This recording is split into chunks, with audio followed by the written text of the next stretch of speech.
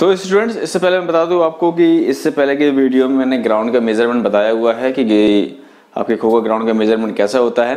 तो आज इस वीडियो में डिस्कस करने वाले हैं अपने चेजर के एक्टिविटी को लेकर कि उसको क्या रूल्स है, क्या रेगुलेशंस है, क्या उसको प्रिकॉशंस लेनी चाहिए। तो आज हम इस वीडियो में डिस्कस करेंगे। तो हे गाइस, आपसे एक रिक्वेस्ट है कि अगर आपकी एज जो है 18 साल से ऊपर की है तो आप ब्लड डोनेट कर सकते हैं, जिसमें कि आपको कोई प्रॉब्लम नहीं होगी। तो हमारे जितने भी स्पोर्ट्स पर्सन प्लेयर हैं उनसे एक रिक्वेस्ट है कि आप ज़रूर से ज़रूर अपने आसपास के ब्लड बैंक्स, कैंप और हॉस्पिटल्स में जाकर आप ब्लड डोनेट कर सकते हैं, क्योंकि इससे किसी की एक लाइफ जो है बच सकती है।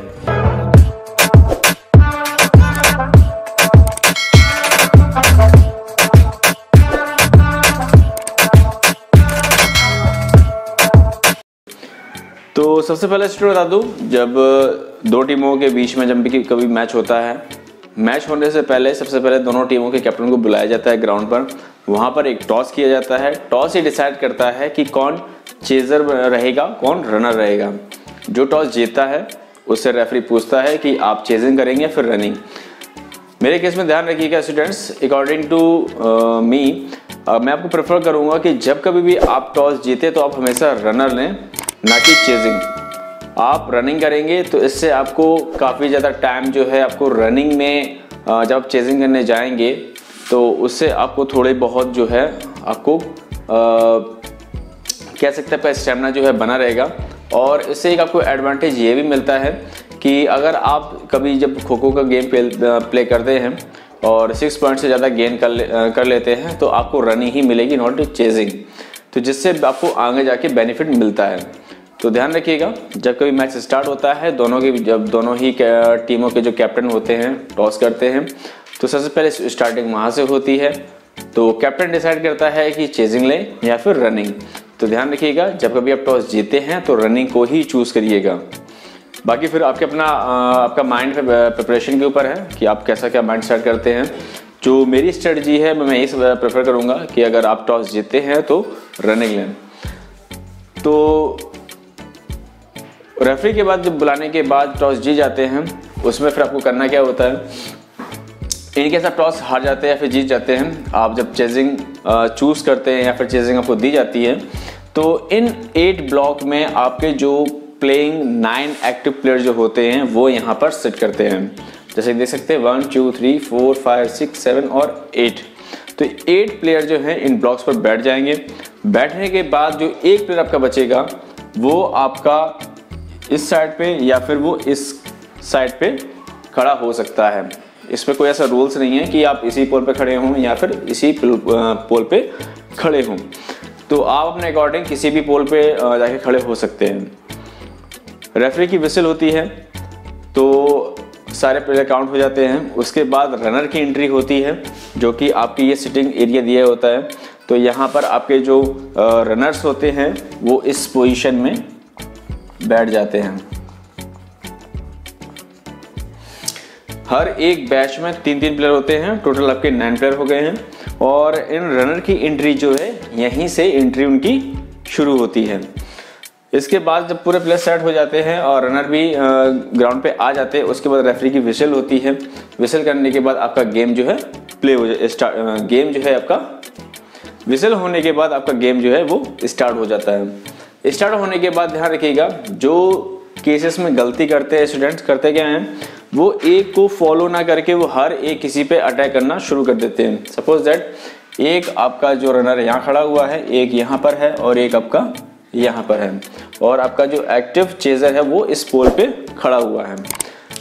तो इस रनर चेजर क्या करता है, कभी इसको अटैक करता है, इसको छोड़ने के बाद फिर इसको अटैक करने लगता है। भाई रनर है वो एक जगह तो खड़ा रहेगा नहीं, वो तो मूव करेगा अपने आप को बचाने के लिए। तो चेजर क्या करता है, पहले इसको टच करने की कोशिश करेगा, फिर इसको टच करने की कोशिश करेगा। तो इस केस में ध्यान रखिएगा, कभी भी आप चेजिंग कर रहे हैं तो आप हमेशा किसी एक पर ही टैकल करें। अगर आप एक पर टैकल नहीं करेंगे, आप हर एक को ट्राई करने की कोशिश करेंगे, जिससे कि आपका टाइम वेस्ट भी होगा और वो जो रनर रन कर रहा है उसको अपनी एनर्जी को बूस्ट करने का टाइम मिल जाएगा, रेस्ट करने का टाइम मिल जाएगा। तो इस चीज़ को ध्यान रखिएगा स्टूडेंट्स कि जब कभी भी आप किसी एक चेजर को चेस कर रहे हैं तो आप उसको ही चेस करें, उसके अलावा किसी और को चेस करने की कोशिश ना करें। हाँ, इन केस अगर चेस करने के टाइम पे अगर दूसरा प्लेयर जो है आपके बहुत नियरेस्ट आ रहा है या फिर आपके रेंज में है, तब आप उस पर अटैक ले सकते हैं, तब आपको कोई प्रॉब्लम नहीं है। बट अगर पर्टिकुलर किसी एक वे में आप जा रहे हैं और दूसरे पे इनकेस उसको छोड़ के दूसरे पर अटैक करने की कोशिश कर रहे हैं तो इसमें आपका ही लॉस होगा। ठीक है, पहली गलती आपको ये नहीं करनी है। सेकेंड, जब आप किसी को खो पास करते हैं, ध्यान रखिएगा, जब आप किसी को खो पास करते हैं, खो हमेशा उसकी पीठ के जो रहता है प्लेयर, जो चेजर बैठा हुआ है उसकी पीठ की तरफ आके ही खो पास करना है, जिसमें कि आपका एक पैर इस लॉबी के अंदर, ठीक है, इस गैलरी के अंदर होना चाहिए और जो चेजर है, जो एक्टिव चेजर है, उसका टच उसकी पीठ पर होना चाहिए। और तीसरा, और खो बोलना चाहिए। अगर ये तीनों चीज़ें अप्लाई करते हैं तो इसमें आपको खो पास करने में कोई भी फाउल नहीं दिया जाएगा।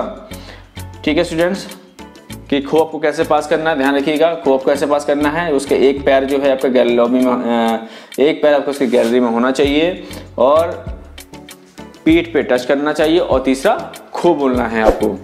ठीक है, इसके बाद चलिए आगे बढ़ते हैं। Take direction. टेक डायरेक्शन कैसे लेना है? सपोज करिए अगर आपको यहाँ पर खो मिला या आपको कहीं भी आपको खो मिला, खो लेने के बाद आपको सीधा आना है। सपोज करिएगा इन केस अगर कोई भी रनर यहाँ खड़ा हुआ है, यहाँ पर एक्टिव चेजर ने खो पास किया, खो पास करने के बाद इस डायरेक्शन में दौड़ता है। ठीक है, रनर के पास एडवांटेजेस ये होता है वो लेफ्ट या राइट जा सकता है, बट चेजर के पास सिर्फ एक ही एडवांटेज ये होता है कि उसको सीधा दौड़ना है। ठीक है, तो इस कंडीशन में करना क्या है कि ये जो गैलरी दी गई है इसका चेजर को यूज करना है। दोनों हाथों को सीधा रखना है, शोल्डर को सीधा रखना है, पैर भी सीधे रखने हैं, मतलब कि पैर को लेफ्ट या राइट मूव नहीं करना है, उसको सीधा उस लॉबी को यूज करना है, सीधे चलते जाना है। जैसे ही उसके पास आते हैं आप उसकी तरफ मूव करिए। ये ध्यान रखिएगा, ये बहुत ज़रूरी इंपॉर्टेंट है। बहुत ज़्यादा इस पर शोल्डर फाउल, लाइन कट, बहुत कुछ ज़्यादा फाउल इसी में ही होते हैं। इस चीज़ का ध्यान रखिएगा बहुत, क्योंकि ज़्यादा केसेस इसी में पाए जाते हैं। इसमें डायरेक्शन फाउल हो जाता है, लाइन कट हो जाती है, सडन खो दी जाती है और बहुत जल्दी प्लेयर उड़ जाते हैं, तो इसमें बहुत ज़्यादा फाउल मिल जाते हैं। तो एक चीज़ का ध्यान रखिएगा।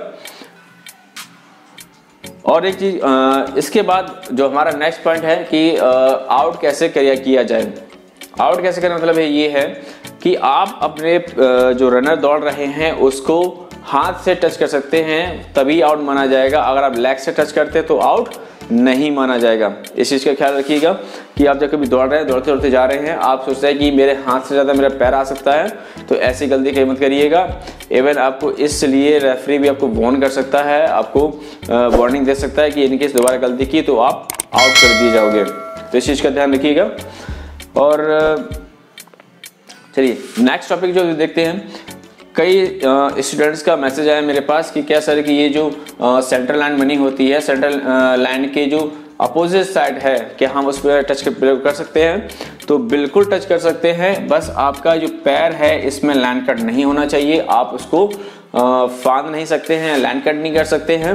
हाँ, अगर आप हैंड से टच करने की कोशिश कर सकते हैं तो वो आपका आउट दिया जा सकता है।